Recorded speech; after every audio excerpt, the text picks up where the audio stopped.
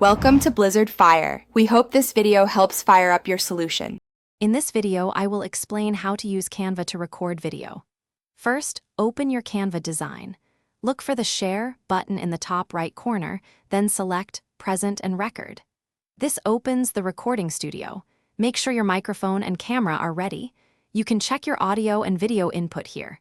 This setup ensures a smooth recording experience from the very beginning.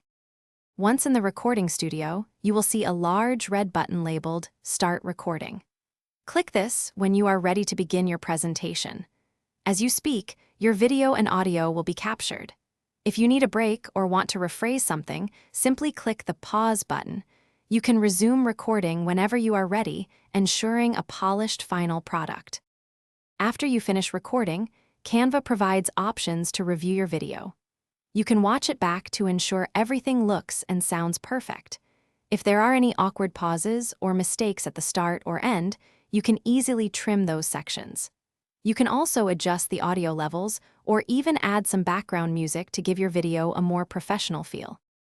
Once you are happy with your video, it's time to save and share it.